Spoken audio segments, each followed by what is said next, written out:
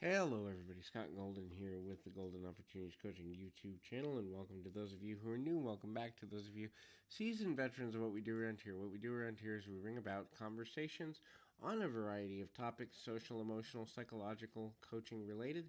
And if you are looking to be a better leader in your home, in your daily life, in your work life, in your spiritual life, leading yourself in a positive direction, this is the audio for you. If you're looking for leadership coaching in any of these areas, it would be awesome to be of service to you.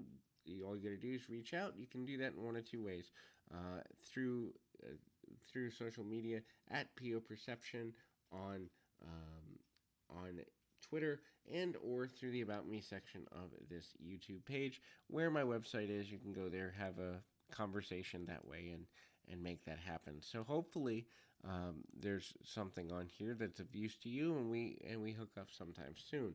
In any event, we're going to talk about 7 things that leaders do that that ultimately people who may want to lead but don't get there don't do. And these can be helpful in any area of life, so that's why I wanted to kind of raise them as concepts. First is they're not afraid of failure. A person who understands that failure is just a perception, it's just an opportunity to realign with getting closer to success versus a be all end all or nothing mentality, is a person who's capable of leading. The alteration of a project or the way in which something is done, um, the easier it will be for them to reach ultimate goals.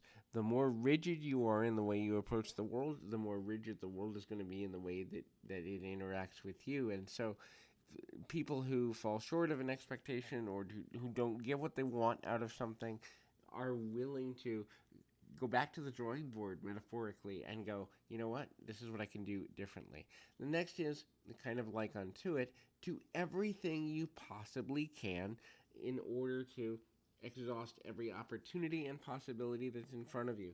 Now, sometimes this means staying up late. Sometimes this means getting up early. Sometimes this means making hundreds, sometimes even thousands of phone calls. Other times this means building relationships and finding mentorships and studying and putting in the hours.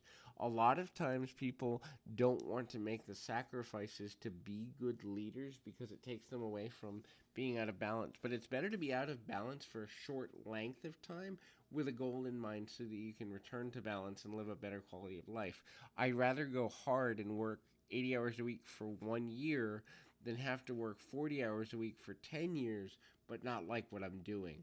As long as there's an end and you can still remain in health and spiritual balance, pushing yourself as hard as you can for short lengths of time can, in fact, pay off. The next is be lovable. So, what that means is it translates to 2 things. First, love each other as well. And that means, try to be as non-judgmental as you can, try to be as non-discriminatory as you can, learn from people that are different from you, understand that they may have different life experiences, they may have different worldviews, they may have different beliefs or triggers that hold them back from progress, but also be lovable. Allow other people to do things for you. If someone wants to cook you dinner or massage your feet or whatever they want to do for you, let them do it. Because when you try to be too brave, you're going to eventually burn yourself out. And the burnout, and I learned this the hard way. I spent nearly 3.5 years running myself into the ground for something that didn't pay off, and it wound me up in a nursing home for nearly a year and a half. And if I had listened to the many people around me who were saying, you're going to burn out, you're going to burn out, you're going to burn out, I wouldn't have lost that year and a half of my life. But I did because I didn't listen. And so when someone wants to love you, even when it's something you don't want to hear, ultimately you benefit from taking the opinions and kind of amalgamating them into how they affect your life. Every person's different, every situation's different, but you're going to know within your inner self what is true and not true for you. The next is work backwards. Don't work on step-by-step thinking. Work on the goal and the vision and the completed project and go, how do I get there from here? When people are writing a movie, when people are writing a play, when people are even sometimes writing a song, a lot of times creative individuals will go, here's what I want the message of the finished product to be. How do I get there from here?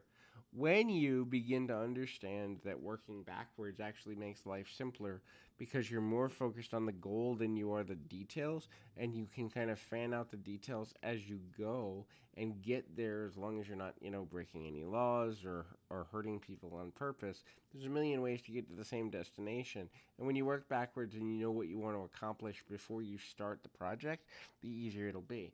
Take smart risk. Calculated risk is one of the most important things you can do. Sometimes you got to bet on yourself. I can remember having a few $100s left to my name when I got out of the nursing home, partially because of the process of, um, just they did not do right by me, and there's a legal battle around that. But I had an investor who was kind enough to help me out for the equivalent of what amounted to 1 month, and then I kind of gambled on myself to get my business back up and running.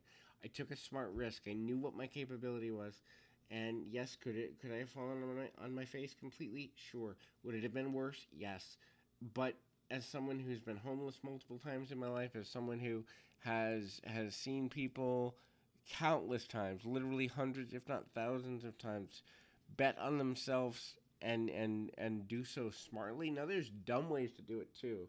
If you don't have backup plans, if you don't have ways to alter, if you're a person who takes things highly emotionally when you're pushing towards a goal, that can be the worst thing to do. But if you have a good relationship with your own resiliency, sometimes pushing through is the best thing you can do.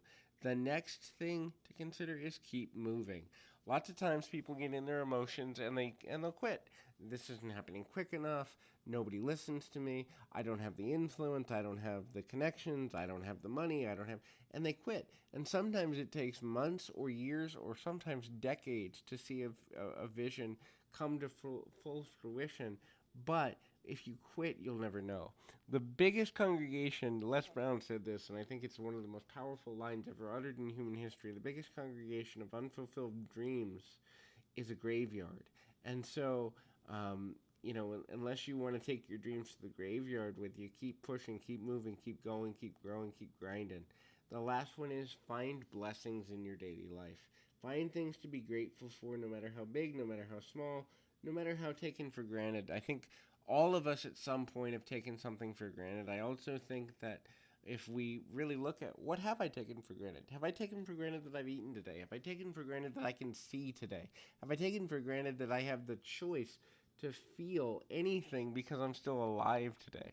There's lots of things we take for granted, and so searching for small blessings is one of the most important things we can do because it will reset how our brain relates with the rest of the world, and that is valuable. So hopefully this is helpful. I encourage you to keep your feet on the ground, your mind in the moment. Till next time, everybody.